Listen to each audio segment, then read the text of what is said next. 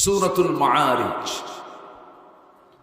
সূরাতুল মাআরিজ থেকে আমি কিছু আয়াতে কারিমা তেলাওয়াত করেছি। আল্লাহ রাব্বুল আলামিন এখানে মানব প্রকৃতির কিছু দিক তুলে ধরে জান্নাতি বান্দার কিছু বৈশিষ্ট্য আল্লাহ তাআলা এখানে তুলে ধরেছেন, যে 9টি বৈশিষ্ট্য বান্দার মধ্যে উপস্থিত থাকলে সে বান্দাটার জন্য আল্লাহ তাআলা নিজে জান্নাতের দরজায় পৌঁছায় দেবে। জোরে বলি সুবহানাল্লাহ। তাহলে কথাটার ভিতরে গুরুত্ব আছে না নাই বলেন তো? আমরা যে সমাজে বসবাস করছি এই সমাজের নাম হলো মুসলিম সমাজ। কি সমাজ বলেন তো? আমরা এখানে মুসলিম না, এখানে সংখ্যাগরিষ্ঠ কারা? আমরা মুসলিম সমাজের বাসিন্দা। এই দেশে 18 কোটি মুসলমান। কত কোটি বলেন তো? 18 কোটি মুসলমান। আর বাকি 10% যা আছে হিন্দু, বৌদ্ধ, খ্রিস্টান এসব আছে। তাহলে আমরা এই সমাজকে বলবো আমরা অমুসলিম সমাজ না মুসলিম সমাজ? মুসলিম সমাজ। কিন্তু একটা প্রশ্ন আমি করতে চাই, যদি বলি আমরা কি ইসলামের সমাজে আছি? আপনি উত্তর দিবেন আমরা মুসলিম, এটা ঠিক আছে, কিন্তু সমাজটা কি ইসলামী? মানে সমাজটা কি ইসলামী? কেন নয়? এর কারণ হলো আল্লাহ তাআলা মদকে হারাম করেছেন। এখন তো বাংলাদেশে কোথাও কোনো মদ পাওয়া যায় না। হ্যাঁ, মদের দোকান আছে, মদ খাওয়া মুসলমান আছে, মদ খাওয়া আবার মুসলমান কিন্তু আছে না নাই? আচ্ছা, তাহলে ইসলাম মদকে হারাম করেছে কালকে না 1500 বছর আগে? 1500 বছর আগে। আচ্ছা, এরপরে জুয়া খেলা কি? আসতে বলে, আরো জোরে বলেন। হারাম। আমাদের সমাজে, আমাদের দেশে এগুলো কি আছে? আর সুদ তো নাই, সুদও আছে। তাহলে সুদ আছে, মদ আছে, জুয়া আছে, পতিতাবৃত্তি আছে। তাহলে এগুলো যদি আমাদের সমাজে থাকে, আমরা মুসলিম সমাজ এটাকে বলতে পারি। কিন্তু ইসলামী সমাজ কি বলা যায়? ইসলামী সমাজকে বলা যায়? আমরা মুসলমান, এখন তার মানে বলা যাবে না যে আমি কাফের হয়ে গেছি। কিন্তু ইসলামী সমাজ আমি কেমন করে বলবো বলে? সম্মানিত বন্ধুগণ, হক একটু কথা বলতে গেলে একটু কারো গায়ে যদি লেগে যায়, এতে তো আমার কিছু করার যায় না। কোরআন যা বলবে আমাকে তো তাই বলতে হবে। এর বাইরে কি আমি যেতে পারবো? কোনো ব্যক্তিকে সন্তুষ্ট করে কোনো কথা বলা যাবে? সম্মানিত ভাইরা, একটু মনোযোগ দিয়ে কথাগুলো শুনবেন। আমি মুসলিম, কিন্তু ইসলামকে কিছু মানি আর কিছু মানি না। এটা কি একজন আদর্শ মুসলিমের এটা বৈশিষ্ট্য? আমার দেশে কিছু মুসলমান আছে, কেউ পরিপূর্ণ মানতে চায় ইসলামকে, আর কেউ আংশিক মানতে চায় ইসলামকে। কিন্তু আংশিক মানার নাম কি মুসলমান? ইসলামকে মানতে হবে আংশিক না পুরোপুরি? পুরোপুরি।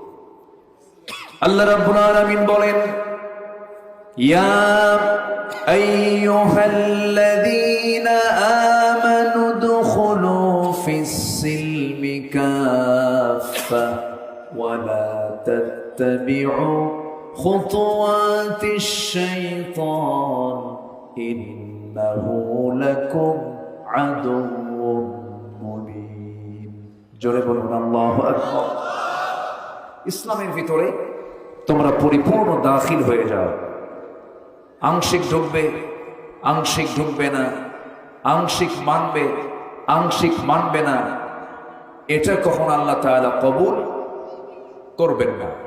আল্লাহ তাআলা কবুল করবেন তখন যখন আমি ইসলামটাকে পরিপূর্ণরূপে মানব। ইসলামের কিছু অংশকে কিন্তু অন্য ধর্মের মানুষও মানে। যেরকম আল্লাহকে কিন্তু শুধু মুসলমান বিশ্বাস করে না, ইহুদিরাও কিন্তু বলে আল্লাহ আছে, খ্রিস্টানরাও কিন্তু বলে আল্লাহ আছে। ওরা কি আল্লাহকে অস্বীকার করে না? কিন্তু ওদের আল্লাহকে বিশ্বাস করার কোনো দাম নাই আল্লাহর কাছে, কারণ তারা আল্লাহকে বিশ্বাস করতে নিয়ে বলে وقالت اليهود عزير ابن الله وقالت النصارى المسيح ابن الله। ইহুদিরা বলে উযাইর হলো আল্লাহর ছেলে, নাসারা যারা খ্রিস্টান যারা তারা বলে ঈসা হলো আল্লাহর ছেলে। তারা আল্লাহকে বিশ্বাস করলো ঠিক, কিন্তু আল্লাহর সঙ্গে শরীক স্থাপন করে বলল উযাইর হলো আল্লাহর ছেলে, ঈসা হলো আল্লাহর ছেলে। ঈমান আছে না গেছে? ঈমান আছে? ঈমান না। ইসলামকে আংশিক মানার কোনো সুযোগ নেই। সমাজে কিছু মুসলমান আছে আমাদের দেশে, দেখবেন শয়তানকেও খুশি রাখে, আল্লাহকেও খুশি রাখে, দুই দিকেই থাকে। ওই বেচারির মতো এক বেচারি মসজিদে নামাজ পড়তে গেছে কোরবানির আগের জুমায়। তো জুমার খুতবায় খতিব তো কোরবানির সম্পর্কে আলোচনা করতেছেন। আলোচনার এক পর্যায়ে বলে ফেললেন, কোরবানির তাৎপর্য নিয়ে এত গুরুত্ব দিলেন, এক বেচারি এই ওয়াজ শুনে, কোরবানির তাৎপর্য শুনে সে ভাবলো এনিওয়ে আমাকে কোরবানি দিতেই হবে। করলো কি, গরু একখান চুরি করে নিয়ে আসতেছে বাড়ি। তো মসজিদের সামনে দিয়ে যখন ফজরের সময় যায়, ইমাম সাহেব দেখে ফেলছেন ব্যাপার এত রাতে, হাতে গরু, এই সময় গরু পাইলা কোথায়? হুজুর আপনার জন্যই তো, আপনি খুতবা দিলেন, কোরবানির তাৎপর্য নিয়ে ওয়াজ করলেন, আমি কি আর কোরবানি না দিয়ে থাকতে পারি? তো গরু পাইছো কোথায়? হুজুর চুরি করে আনছে। চুরি করে এনে তুমি কোরবানি দেবে, এই কোরবানি কি হবে? হুজুর আমিও জানি কোরবানি দিতে গেলে চুরি করে গরু দিয়ে কোরবানি হবে কিনা সন্দেহ, তবে আমি একটা হিসাব করছি। হিসাবটা হলো চুরি করার গুনাহ আর কোরবানি দেওয়ার সওয়াব, দুটো প্লাস মাইনাস আর মাইনাস, মাঝখান থেকে আমার সওয়াব না হলেও গোশত খাওয়া তো বোনাস। কি কথা কি বুঝতেছেন আপনারা? এরকম হিসাব কষা কিছু মুসলমান কিন্তু আমার দেশে আছে। আছে না নাই? আচ্ছা, কিন্তু এটার নাম তো ঈমান নয়।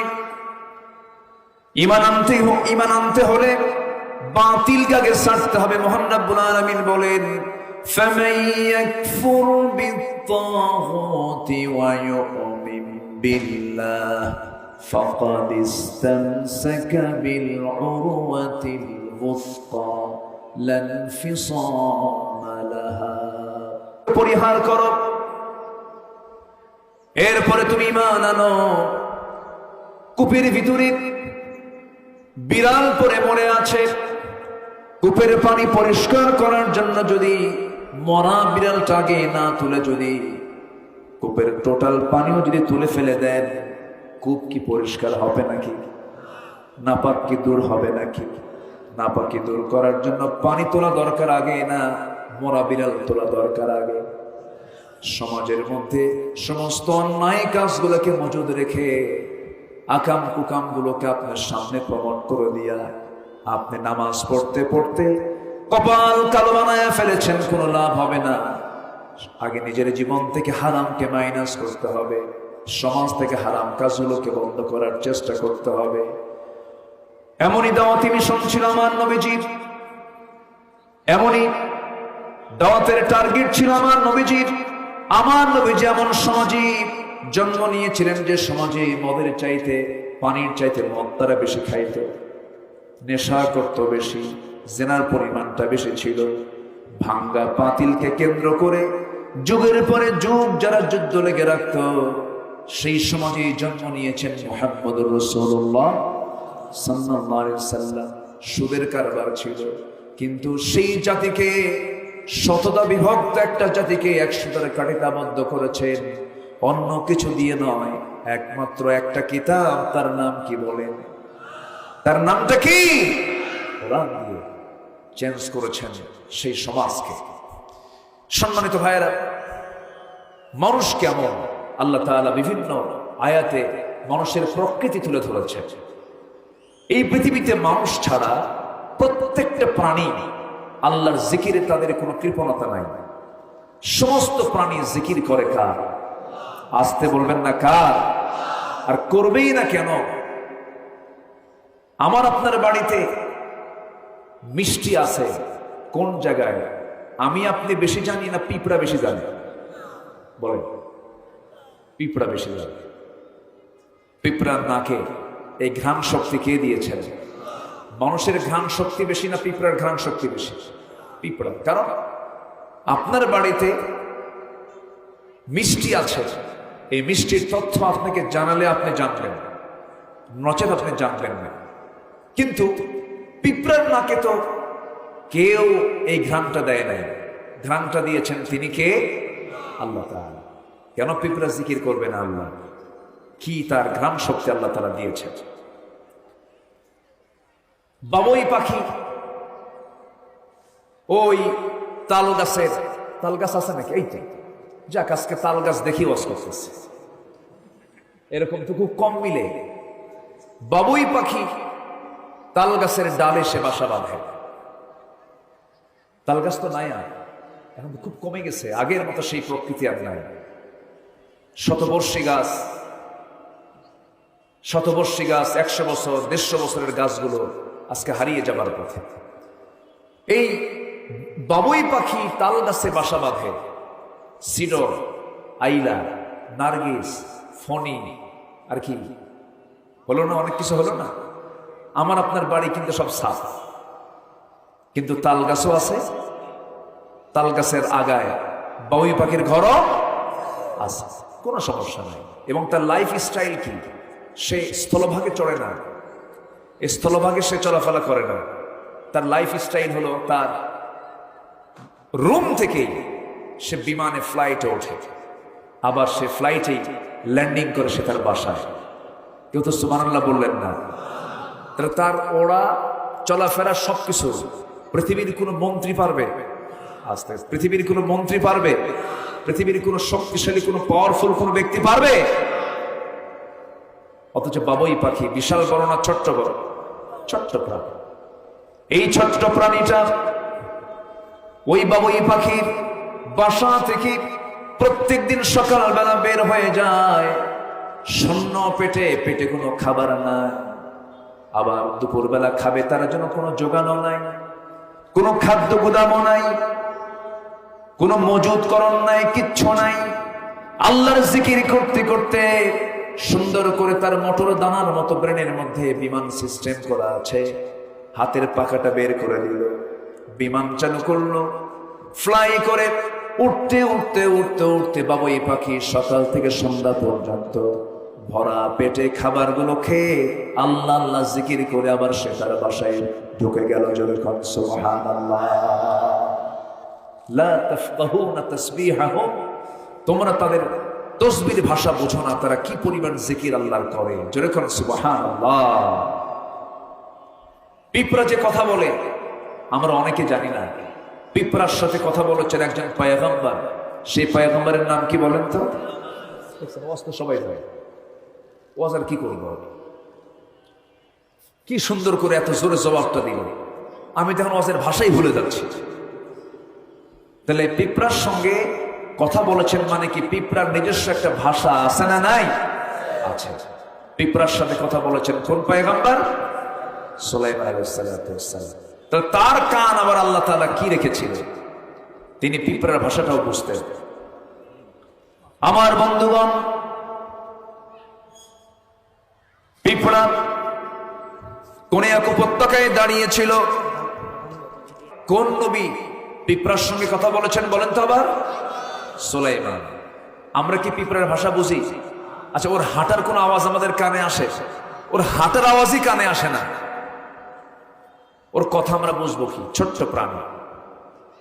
সুলাইমান ছিলেন পৃথিবীর সবচেয়ে বড় শাসক, এবং তিনি যে লাইফ লিড করেছেন কিয়ামত পর্যন্ত কোনো মানুষ এমন আধুনিক লাইফ লিড করতে পারবে না। সুবহানাল্লাহ বলবেন না?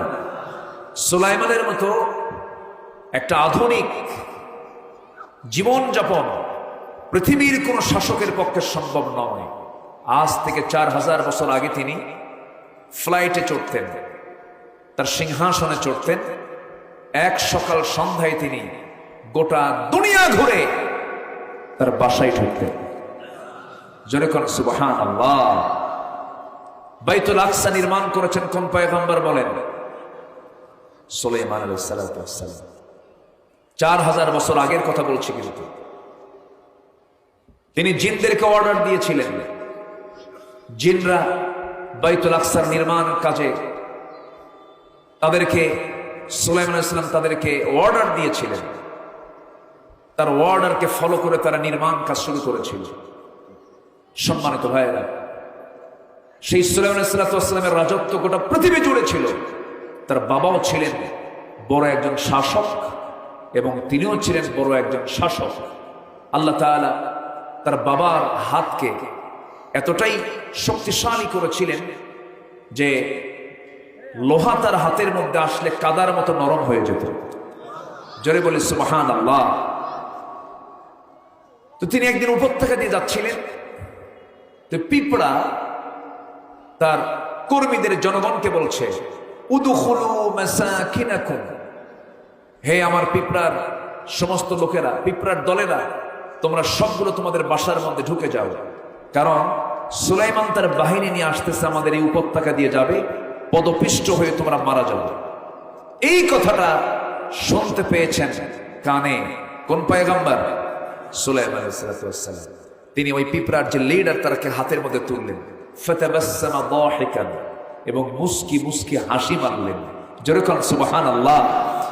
তাদের রাজত্বটা কি বিশাল ছিল যে একটা পিঁপড়ার খবরও তার কানে যেত। আল্লাহু আকবার বলেন। এমন কোন রাজা কি পৃথিবীতে আছে? কেউ কে আসবে কখনো? আসবে।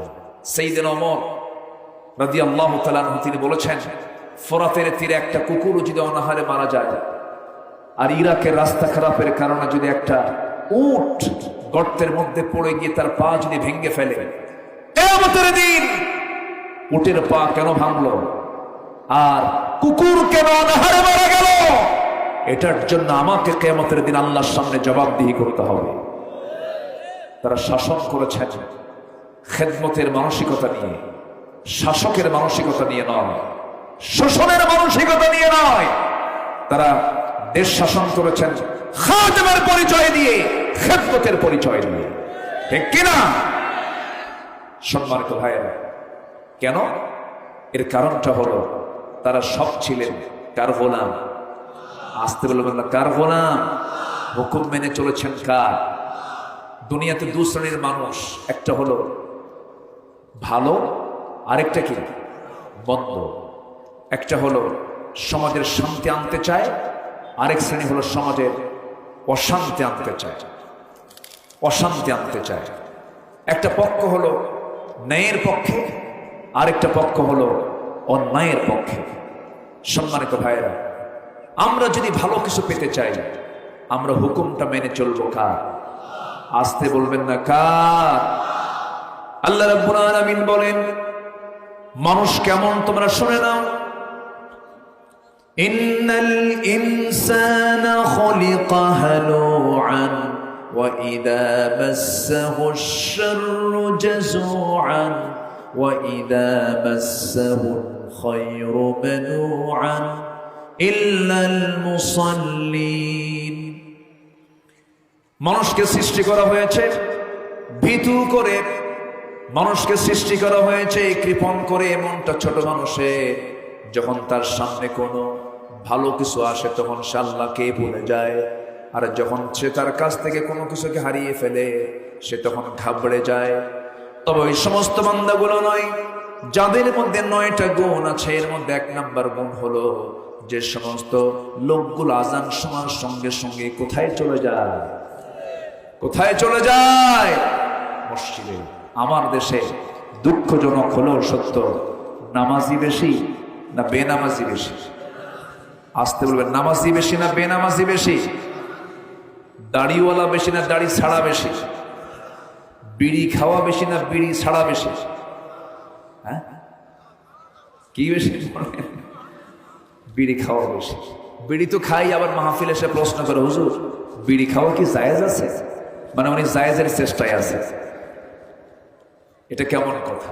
মুসলমান তো এমন হওয়ার কথা নয়। মুসলমান তো কোনো নেশার দিকে যাবে না। মুসলমান কোনো বেনামাজি পন্থা অবলম্বন করবে না। মুসলমান কোন নেশার জগতে পা দেবে না। কিন্তু আজ যুব সমাজের বিশাল একটি অংশ নেশার জগতে পা দিয়ে তাদের জীবনকে শেষ দিকে ঠেলে দিচ্ছে। আমি কি ভুল বলছি? আমি কি ভুল বলছি? মদ খাওয়া কি? আস্তে, মদ খাওয়া কি? মদ বেচা, আস্তে করে মদ বিক্রি করা হারাম। এটা কে হারাম করেছেন? আসতে বলবেন না, কে হারাম করেছেন? আল্লাহ করেছেন। কেন? আমার রাসূল বলেছেন, আল খামরু উম্মুল খাবাইস, মদ হলো সমস্ত পাপের মা। সমস্ত পাপের মা। যে মদ্যপান করবে সে মূল গুনাহটা করলো, কারণ মদ সমস্ত পাপকে টেনে আনে। কেমন করে?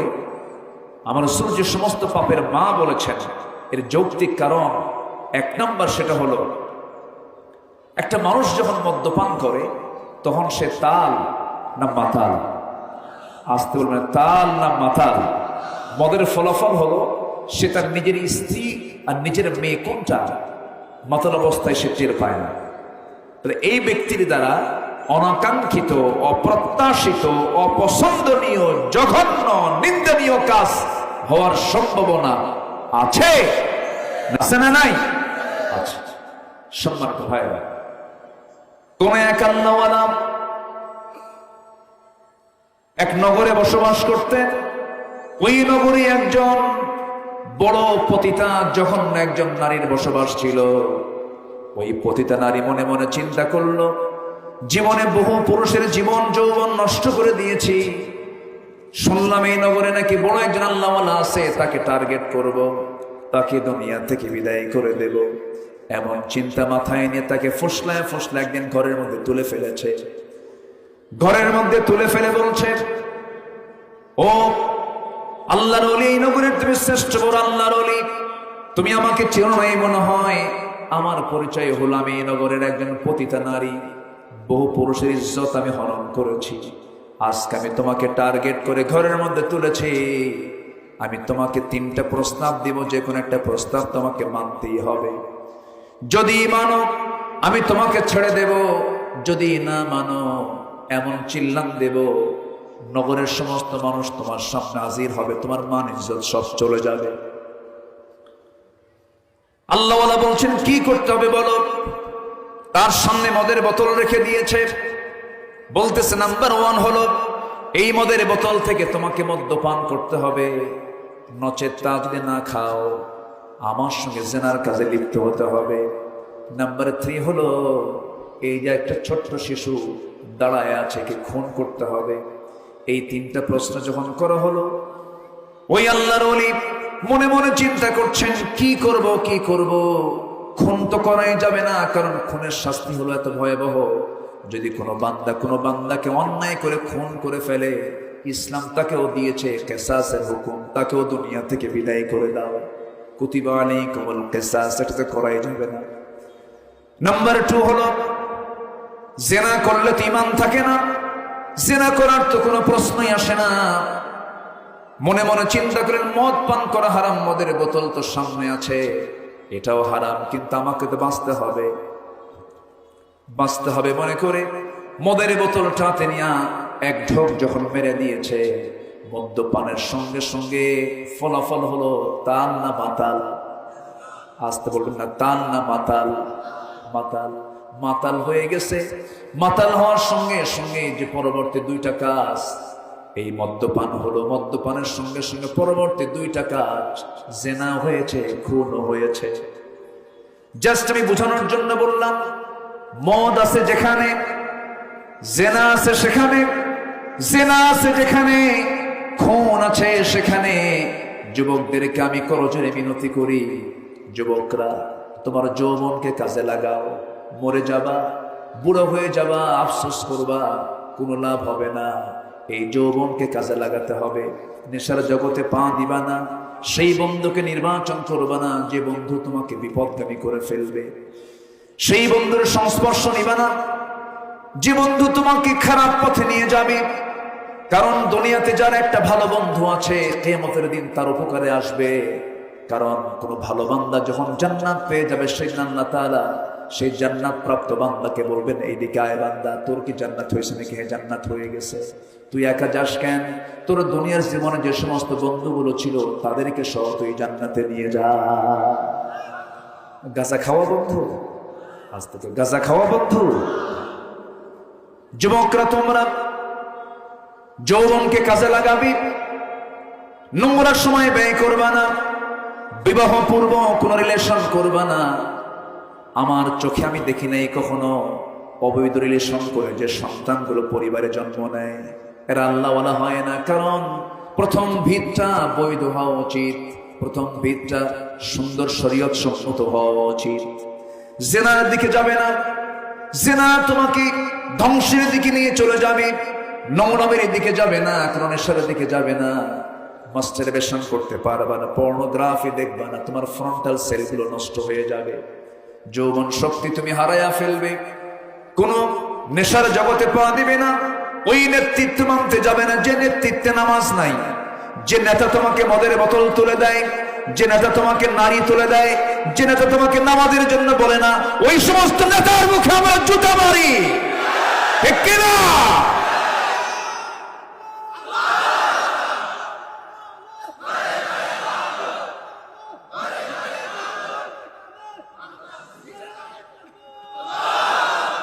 আল্লাহ কবুল করুন, আল্লাহ কবুল করো। তুমি যুবক একজন, তুমি একা একজন বাংলাদেশ, তুমি একজন যুবক, তুমি একা একজন বাংলাদেশ। তোমাকে বাংলাদেশকে গড়তে হবে। এই দেশ এগিয়ে নেবার পেছনে সবচাইতে বড় অবদান হলো কৃষকদের। কৃষকরা অশিক্ষিত, কিন্তু দেশকে তারা এগিয়ে দিয়েছে। অবদান হলো শ্রমিকদের, শ্রমিকরা তাদের শ্রম দিয়ে দেশকে এগিয়ে দিয়েছে, কিন্তু তারা অশিক্ষিত। অবদান হলো প্রবাসী ভাইদের, যারা বাপমার চেহারা যুগের পর যুগ না দেখে, স্ত্রী সন্তানের চেহারা না দেখে, প্রবাস জীবনে রক্ত পানি করে পরিশ্রম করে প্রবাসী রেমিটেন্স গুলো দেশে পাঠিয়ে দেশকে এগিয়ে দেয়।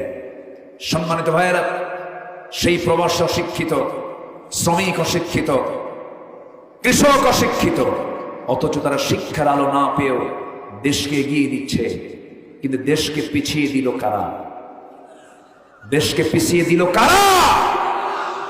যারা কলমের খোঁচা দিয়া শিক্ষিত মানুষ, শুধু নৈতিকতার শিক্ষা না থাকার কারণে, কোরআনের জ্ঞান না থাকার কারণে এই জ্ঞান পাপীরা সমাজ কাজকে পিছিয়ে দিয়ে ছেড়েছে, ঠিক কিনা? এজন্য ভুল বহু কিছু করে ফেলেছি আমরা। আমার ব্যক্তি জীবন থেকে শুরু করে নিয়ে পরিবার, সমাজ, রাষ্ট্র, সব জায়গায় থাকতে হবে কোন কিতাব বলেন? আসতে বলেন কোন কিতাব থাকতে হবে? কোরআন। কোরআন শুধু নামাজে নয়, কোরআন সমাজে থাকার দরকারও আছে না নাই? আসতে বলবেন না, আছে না নাই? কষ্ট পাচ্ছেন নাকি আপনারা? আলোচনা চালাই, কিন্তু সময় তো খুব কম। আমি তো বহু আগে এসেছি, কিন্তু আপনি আসতে দেরি করেছেন, আপনি আসতে একটু বিলম্ব করেছেন। আমার দেশে একটু এরকমই হয়, জুমার দিন আজান হয় 12:30টায়, মুসল্লি হাজির হয় 1:29:29। এটা ঠিক না। আমরা সময় মতো আসলে পরে কথাগুলো সুন্দর করে শুনতে পারতাম। তো আমরা 9টা কাজ শিখে যাব। আমি একটাও বলিনি, শাব্দিকভাবে হলো আমি বলার চেষ্টা করব। আমরা 9টা কাজ শিখে যাব। 9টা কাজ যদি কারো ফুলফিল হয়ে যায়, আল্লাহ তার হাতে জান্নাতের চাবি তুলে দিবেন।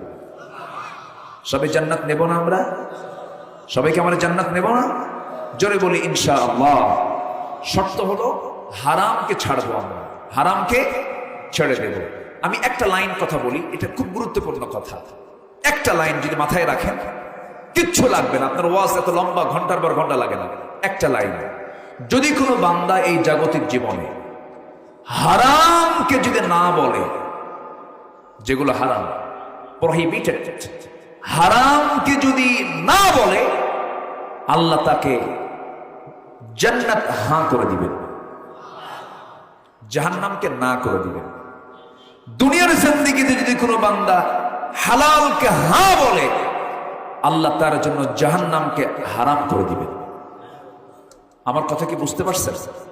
বাস এই একটা আমল নিয়ে যদি আপনার বাকি জিন্দেগির, কারো আছে হয়তো 20 বছর হায়াত, এখানে কারো আছে 30 বছর হায়াত, কারো আছে 50 বছর হায়াত, কারো আছে 10 বছর হায়াত, কারো আছে 2 বছর হায়াত, কারো আছে 5 বছর হায়াত, কেউ তো আমরা বলতে পারি না। এই বাকি জীবন যে কয়দিন আছি আমরা, এই বিষয়টা যদি মাথায় রাখি, হারামকে না বললাম, হালালকে হ্যাঁ বললাম, চুল পরিমাণ কোনো হারাম আমি খাবো না, নেব না, কাউকে দেব না, এই সিদ্ধান্ত নিয়ে যদি চলতে পারি, ইহকালীন একটু কষ্ট হলেও জান্নাত পেতে তার কোনো বাধা নাই। জোরে বলে সুবহানাল্লাহ, জোরে বলে সুবহানাল্লাহ। আমার দিকে তাকা, তাহলে কয়টা কাজ বলেন তো? বলেন কয়টা কাজ? আমি কি একটাও বলেছি? না, একটাও কিন্তু বলিনি, আমি একটাও বলিনি। 9টা কাজ আমরা আজকে শিখে যাচ্ছি। জোরে বলি ইনশাআল্লাহ। একটু আমার কাছে এটা এখন আমি শুরু করব, এখন শুরু করব। আচ্ছা, শেষে করি না হয় নাকি? কারণ মাহফিলের সৌন্দর্য কিন্তু ব্যাঘাত হবে। মানুষকে আমরা দাওয়াত দিয়েছি, তাই না? এই যে আসছে সবাই। আচ্ছা, আপনারা কি দোয়া না করে কেউ যাবেন? দোয়া না করে কেউ যাবেন? আমরা দোয়া করে যাব। জোরে বলি ইনশাআল্লাহ। এবং আজকে আমরা সালাতুল আসরের নামাজ এখানে নির্দিষ্ট সময়ের চাইতে একটু পরে পড়ব। এটা নিয়ে কেউ বিভ্রান্তি ছড়াবেন না, বলবেন না হুজুর নামাজ বাদ দেওয়া শুরু করছে, এই জাতীয় কথা বলবেন না। কারণ এটা হচ্ছে মুক্তাজায়ে হাল, অবস্থার পরিপ্রেক্ষিতে আসছেন দিনের কিছু কথা শোনার জন্য। আমরা আউয়াল ওয়াক্তে না পড়ে, শেষ ওয়াক্তে না পড়েও মাঝামাঝি ওয়াক্তে নামাজটা আমরা পড়বো। জোরে বলি ইনশাআল্লাহ। জি, একটু আমি আমার পয়েন্টগুলো আমি শেষ করার চেষ্টা করছি। 1 নম্বর হলো, যারা নামাজ আদায় করবে, জোরে বলি সুবহানাল্লাহ। যারা কি আদায় করবে বলেন তো? নামাজ আদায় করবে। কয় ওয়াক্ত নামাজ? আসতে বলবেন না, কয় ওয়াক্ত নামাজ? একা না জামাতে? বুঝে না না বুঝে? জেনে না না জেনে? সময় না অসময়ে? তাড়াতাড়ি না আস্তে আস্তে? আচ্ছা, এতগুলো কন্ডিশন কিন্তু নামাজের শর্ত। আপনি যদি নামাজ পড়া লাগে পড়লাম, এটা না। নামাজের মতো নামাজ আমি যদি পড়তে পারি, ওই নামাজের দ্বারা কখনো বান্দা খারাপ কাজে যেতে পারে না। যেরকম সুবহানাল্লাহ। এমন নামাজে আমার দেশে আছে, সুদও খায়, নামাজও পড়ে, হজেও যায়, বনের সম্পত্তিও মেরে খায়। আছে না নাই? বনের সম্পত্তি মেরে খাওয়া ভাই তো অভয়নগরে নাই। চেয়ারম্যান সাহেব ভালো জানবেন, রিপোর্ট তো ওনাদের কাছে বেশি আছে, জনপ্রতিনিধি না ওনারা।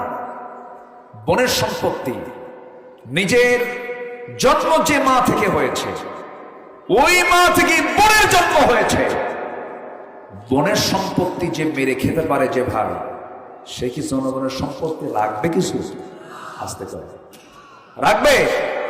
বনের সম্পত্তি দেয় না। বাবা ইন্তেকাল করেছেন, 1 যুগ, কয় যুগ?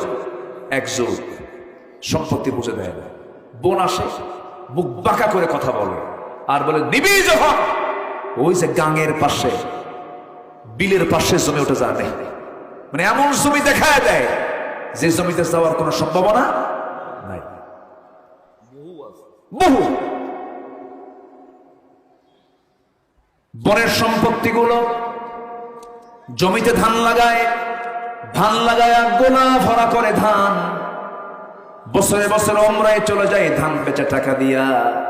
আপনি বনের সম্পত্তি মেরে খেলেন, আপনি হজ করলেন, কপাল কালো বানালেন, এত কিছু করলেন আপনি, কিন্তু আপনি যে অবৈধ হারাম পন্থা অবলম্বন করে বোনকে ঠকিয়ে দিয়ে আপনি যেগুলো করলেন আপনার কোনো কাজে আসবে না। আমার বন্ধুগণ, আবার কিছু ভাই আছে দেখবেন বোনদেরকে পাম্পম দিয়া জামতলার মিষ্টি খাওয়া। কোন তলা? হুজুর কিন্তু সব খবর রাখে, কোন জায়গায় কোন মিষ্টি গোটা দেশে আমরা জানি তো। জামতলার মিষ্টি খাওয়ায়, বোনকে পাশে রেখে বলে, বোন রাগ কইরো না, আমরা তো তোমার ভাই, তুমি তো সম্পত্তি পাও, কিন্তু বোন তো তুমি আমার একটা কথা বলি কি, অংশ নিলে কিন্তু ধ্বংস হয়। দেখছেন কি অবস্থা দিল, মানে শয়তান সরাসরি ওর কাছে ওহী নাযিল করছে। আছে না নাই? আছে। এগুলো করা যাবে না। সমস্ত হারামকে বর্জন করতে হবে, সমস্ত ফাঁকিবাজি বন্ধ করতে হবে, লেনদেনটাকে ঠিক রাখতে হবে, ওয়াদাকে ঠিক রাখতে হবে। আমার বন্ধুগণ, এই দুনিয়া ছেড়ে আমিও যাব, আপনিও যাবে। যদি আপনার সেন্স, আপনার বিবেক যদি বলে আপনি কারোর প্রতি জুলুম করেন নাই, ফাঁকি দেন নাই, অন্যায় করেন নাই, আপনি নিজেই বলতে পারবেন আমি জান্নাতে যাব না জাহান্নামে যাব। বান্দা নিজেই বলতে পারবে এটা।